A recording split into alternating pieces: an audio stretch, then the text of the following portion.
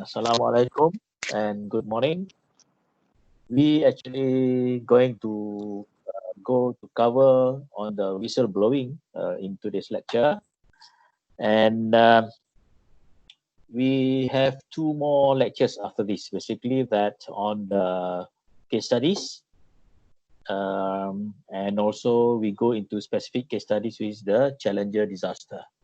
But today we are going to cover on the whistleblowing. Yeah, this is actually an important topic that we need to cover before your final exam on the 23rd, right?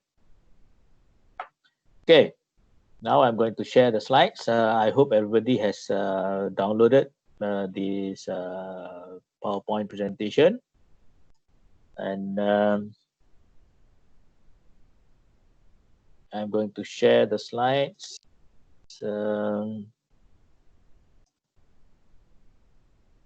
On whistleblowing. Okay, everybody can see the slides, right?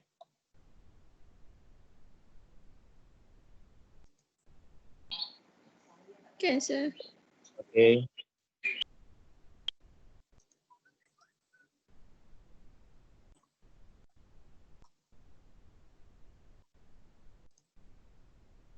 Okay, whistleblowing. What is a whistleblowing? If you as what you understand, you blow the whistle. Okay.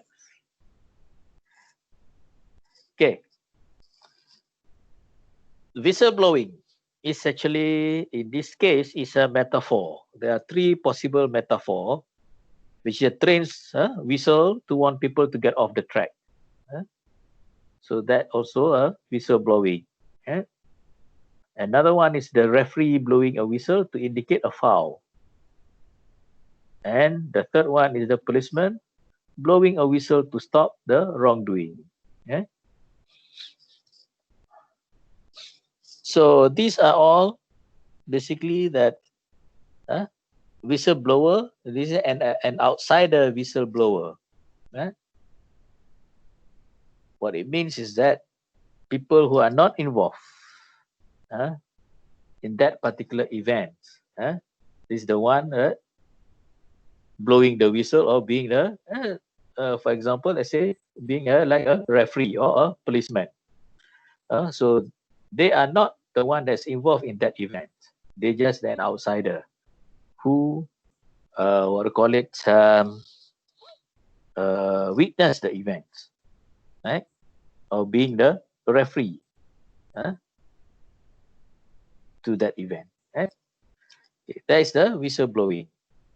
If somebody who blows the whistle is due to get the attention or to indicate there is a foul and been done. There is a mistake being done or being something illegal has been done. So that is the whistleblowing. So basically, that somebody who what do you call it, reports of a wrongdoing that he has or she has witnessed.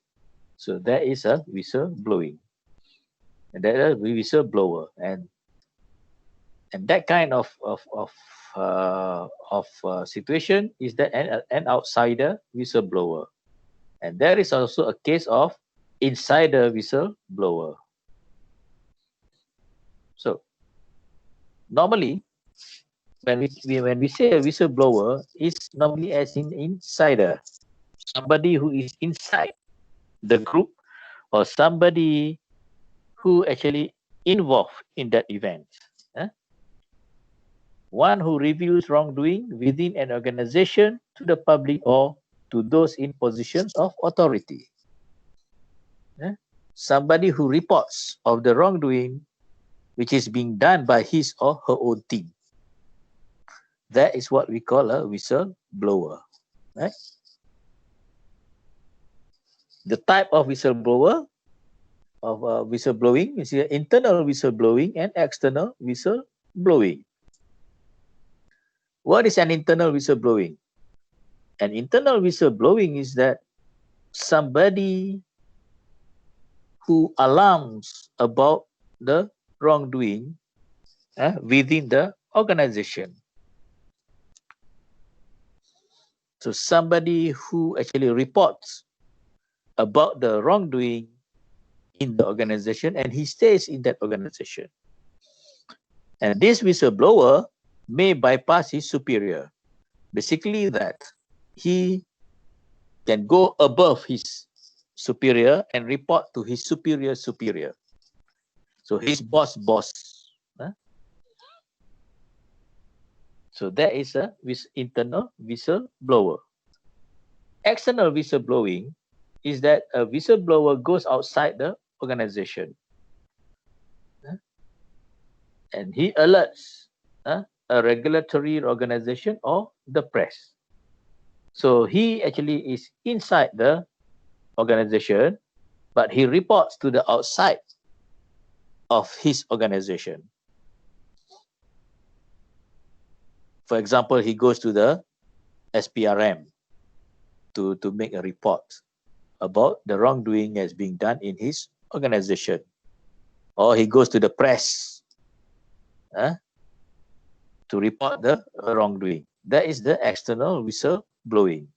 The internal whistleblowing is actually he or she reports within the organization. He reports to the superiors of his superior. For example, let's say I am a lecturer and I have a heads of department as my boss. So instead of I report the wrongdoing to my boss, I report to my boss, which is the decan. So I go and report to the decan.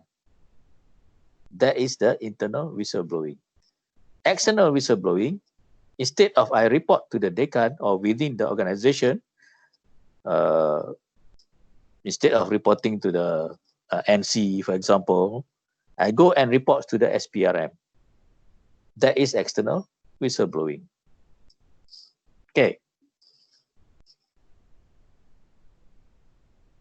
Clear? Another one is open whistleblowing. Open whistleblowing is a whistleblower who reveals his identity. Normally, a whistleblower, they want to keep their identity a secret. They don't want other people to know. They don't want other people to know. So, they, what do you call it? They hide their identity. But this one is open whistleblowing, is somebody who reveals his identity. People know who he is. Anonymous whistleblowing is a whistleblower who attempts to keep his identity secrets. So he just write a surat layang, for example, to his boss. So he reports like that. Open whistleblowing is that in his report, he reveals who he is. Anonymous whistleblowing, that he keep his identity a secret. Okay, very straightforward. So he is a whistleblower. What kind of a person that we can call him as a whistleblower? Whistleblower is considered an insider who is part of the organization. That is a whistleblower. He is part of the organization. He is inside of the organization. He reveals about the wrongdoing within his organization. That is a whistleblower. A whistleblower's action are act of disloyalty to his or her organization. People consider him as disloyal to his or her organization because he reveals about the wrongdoing or the weaknesses within his organization. So he is considered as a betrayer. He betrays his organization. He disloyal to his organization. Right? So do you agree with that statement? Do you agree that somebody who becomes a whistleblower who reveal about wrongdoing in the organization is considered as a disloyalty.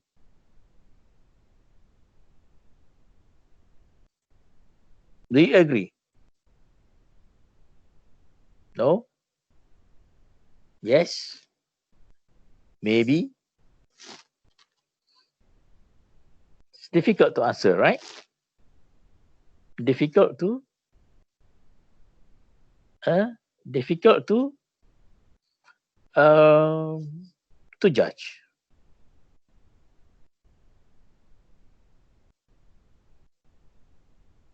It can be yes, it can be no, it can be no.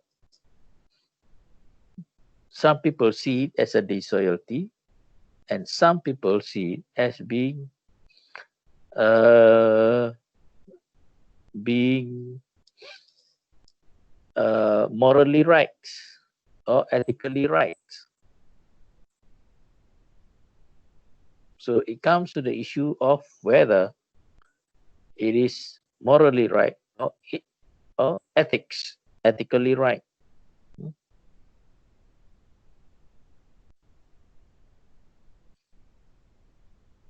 It depends on your judgment. So there are a few examples in UPNM. I'm not going to go through. This you can, the case of Mat Gerek, you can find in the internet. You can search in the internet. I'm not going to go through this because I'm not that aware of there are certain cases, but you as a student, I think you heard about people that are writing what do you call it, surat layang to the vice chancellor and whatnot, to reveal about certain things that they think is a wrongdoing that's being done in the university. So I'm not going to go through this. You can find examples on your own.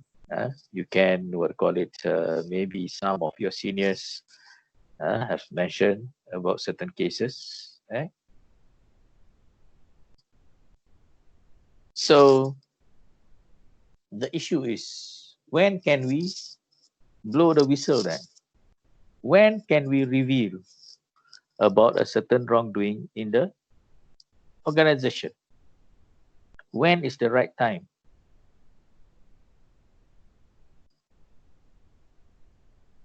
So, whistleblowing is actually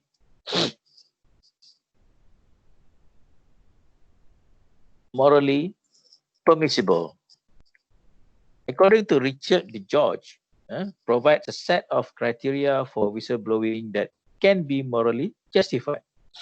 So basically that he spells out the criteria when the whistleblowing is permissible or when it can be done. So it has to meet certain criteria. The first one, the harm that will be done by the protect to the public is serious and considerable. So if the harm, the potential harm that will be done by this wrongdoer in the organization will have an impact, a serious impact or considerable impact to the public. That is one of the criteria where whistleblowing is morally permissible. When the harm is serious and considerable. Second, the employees basically has reported their concern to the superiors. They have reported to the superior, to the immediate superior, and the immediate superior basically did not take any action, for example. Then he can be a whistleblower. He can report to the his superior's superior, his superior's boss. So he can go one step higher. So he cannot just, without trying to resolve with his superior, that he just straight jump go to his superior's boss. So he has to go through that first. That he has reported to his boss, and nothing has been done. Then he can go one higher up. The third criteria is that he is getting no satisfaction from their immediate superior. They exhaust the channels available within the organization. So basically that when he reports to the superior and the superior ignore him or didn't give us a satisfactory action, and he also has exhausted all the channels available within the organization, then he can go outside and be a whistleblower. He can tell or he can report to the SPRM and whatnot, to the outside agency. Okay? So that is the three, criteria, which makes whistleblowing is morally permissible. So, it is obligatory, morally obligatory, if you have these two criteria. The employee has documented evidence that would convince a responsible, impartial observer that his view of the situation is correct and the company policy is wrong. So he has to have the evidence, the written evidence that the wrongdoing that's being done goes against the company policy, and that his view is correct. If somebody else from the outside of organization go through the documents, and that outsider will make a judgment that, okay, the view of the employee is correct and the company is wrong. So that is morally obligatory for the staff to be a whistleblower. The second criteria is that the employee has strong evidence that making the information public will in fact prevent the threatened serious harm. So he has a strong evidence that by revealing the information that he has to the public, it will prevent the serious harm. So these are the two criteria for whistleblowing to be morally obligatory.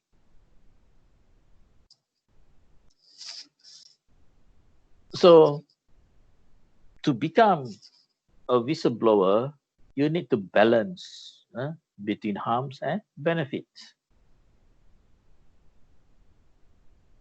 You have to look at the harm that's being done to the public or potential harm to the public.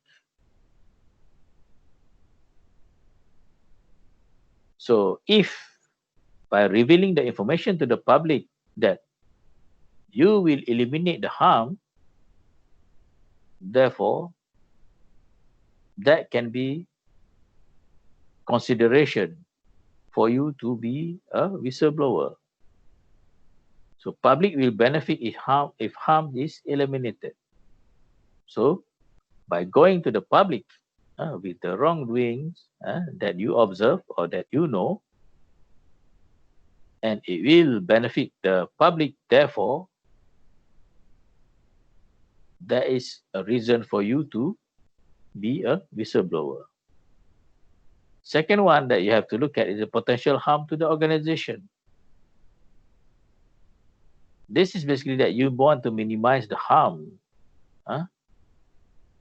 by using the available channels within the organization. You try to reduce the harm in the organization. The third one is that you have also to consider the harm to yourself if you want to be a whistleblower.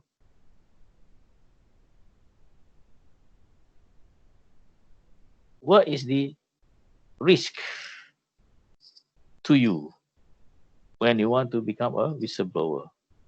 So therefore, your job is actually to convince others of the wrongs and the harms that you observe or you take. So you have to consider or to balance these three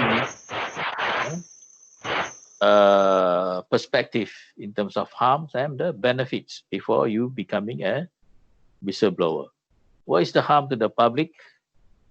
So what is the benefit if you become a whistleblower to the public? What is the harm to the organization if you just keep quiet? And what is the benefit if you become a whistleblower and you, what do you call it, you report the wrongdoing in the organization to the relevant parties? And you look at what is the harm to you if you become a whistleblower. Somebody is going to beat you up, somebody is going to kill you, or what? So these are the balancing act that you need to do in order to decide whether you want to become a whistleblower or not.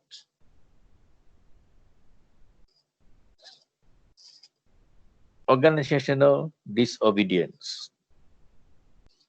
Okay? Of course, the company wants you to follow whatever rules that they have set, whatever the decisions that they have made. But sometimes it is necessary for you to be disobedient to your organization.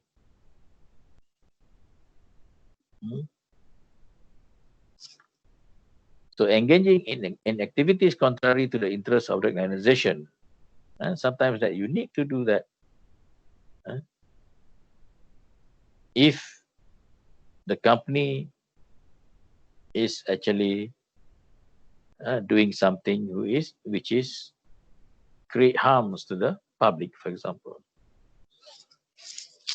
Because the interest of the organization is normally defined by the managers. They define what is the interest of the organization. Sometimes they don't look at the interest of the public.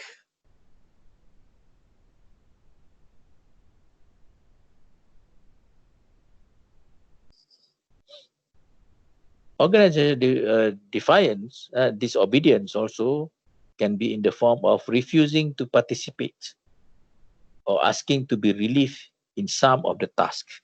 So you refuse to be part of the task. You want to be out from that. So that is also considered as an organizational disobedience. And the third one is that you protest a policy or action of an organization. Right? So these are the three types of organizational disobedience. You protest a policy of the organization, or you refuse to do work in the area that you think the company has what do you call it, being has done an illegal conduct, for example, or whatever forms that it goes against the interests of the community, for example. So these are the organizational disobedience. So we can what do you call it? Uh, uh, Make a conclusion that it is permissible to whistleblow when these events happens. For example, the first one is the actual or potential harm report is serious. So the harm that results from the activities is serious. Therefore, it is permissible to whistleblow. And the harm has been adequately documented. You have the documents, you have what I call it, the harm that the potential harm or the actual harm that's going to happen, that it's being documented adequately. The third one is that the concern has been reported to immediate superiors. So you have reported before to your superiors. And after not getting satisfaction from immediate superiors, or regular channel within the organization that will be used to reach out to the highest level of the management, therefore, it's permissible for you to whistleblow. And if there is no reasonable hope that is whistleblowing can help to prevent or remedy them. So these are the 5 conditions which whistleblow is permissible. These are the advice to the whistleblower. Take advantage of any formal or informal process which your organization may have for making a protest. So you have to use the formal or informal process that is there in the organization. Second, determine whether it is better to keep the protest as confidential as possible or to involve others in the process. You have to weigh it out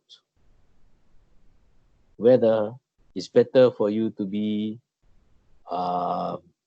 anonymous whistleblower or open whistleblower, right?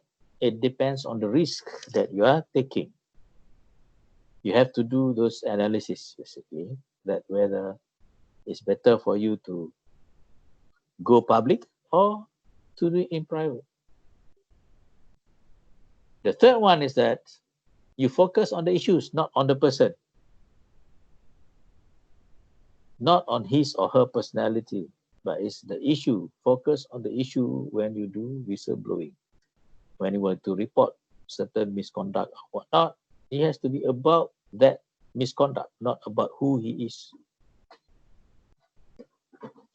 The fourth one, that you need to keep records of the process. You have to keep written records of the process as a proof if something's happened.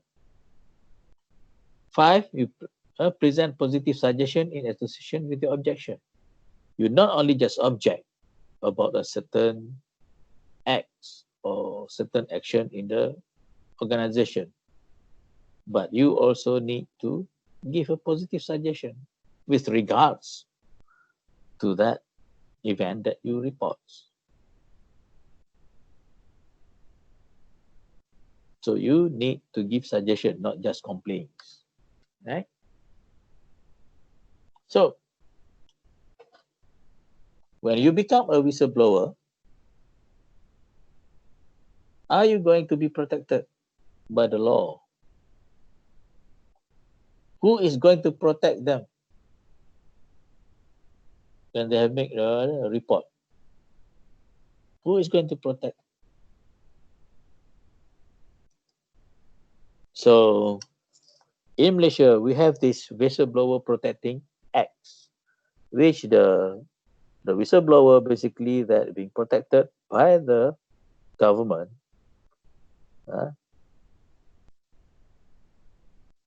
when they report about certain wrongdoing. Okay. And this, what do you call it, Act is actually approved in the Parliament and is being implemented in Malaysia. So that was in 2010. This one is I took it from a newspaper cutting. Actually, you can download the act itself from the AGC website, which is the Attorney General Chambers. Later, I will upload that particular act into the Moodle, the e-learning. So this is the process of the Whistleblower Protection Act 2010, how it works.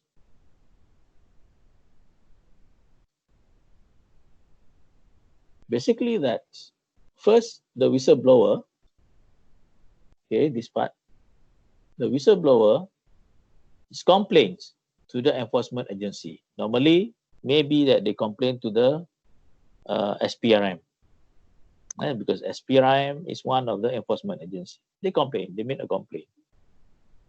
Then the enforcement agency will do the investigation. They investigate and prepare the reports and submit to the public prosecution or the disciplinary authority. Okay. So the enforcement agency will recommend whether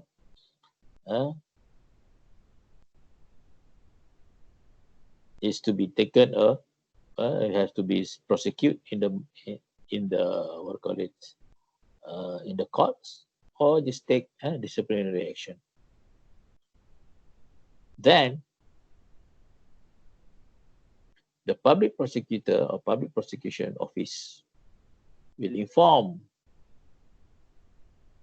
the enforcement agency of the status, whether they agree to file in the court, to prosecute in the court or not, depending on the situation.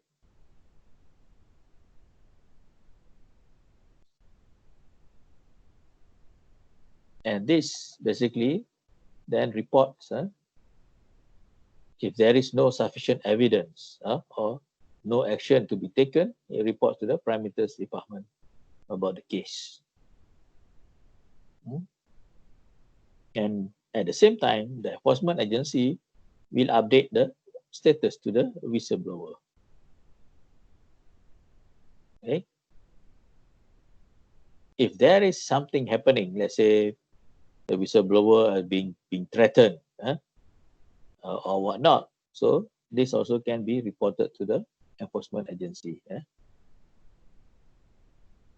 So this is actually the process of the whistleblower, how the Whistleblowing Act works. Right?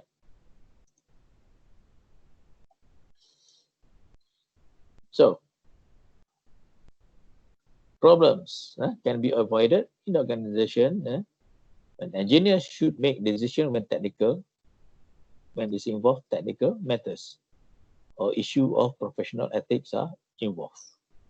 So the wrongdoing in the organization, basically, that can be avoided and can be minimized if the engineers is given the task to make decision on technical matters. What happens is that sometimes the managers are overruling the engineers. And with this, we can see in the case later, in the Challenger case, how the engineers being overruled by the managers. And managers should make the decision when consideration related to the well-being of the organization involved. Technical and ethical standards or engineers are not compromised. So that to ensure that the safety, the ethical standards, technical standards are not compromised. So the engineers should be able to make decision on the technical matters, the managers, whereas the managers should make decision with related to the well-being of the organization. Right? Finally, conscientious engineers sometimes find the best solution to resign or engage in the protest if he feels that the decision has been made by the managers is not what do you call it, in the interest of the public, for example. That if he is not happy with it, he can resign or he can protest. That is what he can do.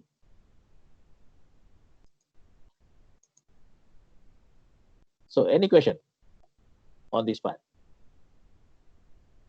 On the whistleblowing?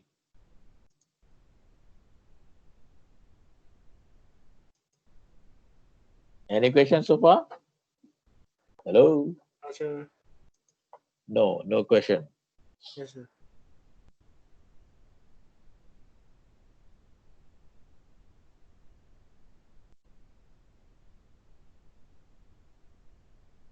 Ada orang tak dengar ke? Huh? My apa ni, my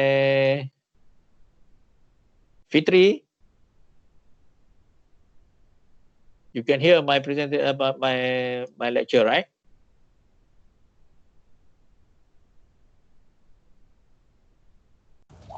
Okay, sir. Okay. Because I just see the what do you call it? I can see just read the what do you call it, the comments in the chat. There's ada yang tak dengar. So everything okay? Clear? Okay, sir. On the whistleblowing. Okay, sir. So that is on the whistleblowing. So if you need more details, you can ask me in the what do you call it, WhatsApp.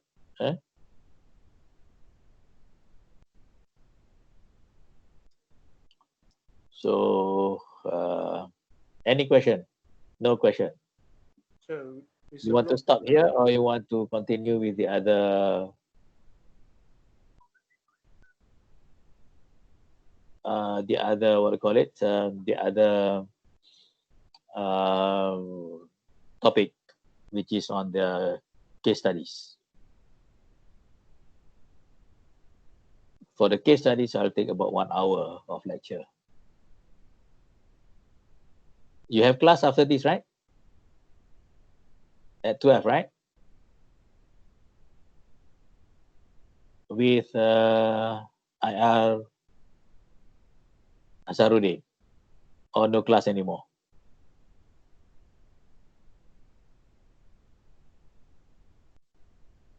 Hello? No, sir. Okay, sir. No class, eh? So what do you want? You want me to continue or to... If not, I'm going to stop the recording. And after that, if you want, I can restart with a new, what do you call it, topic. So I'm going to stop the recording now.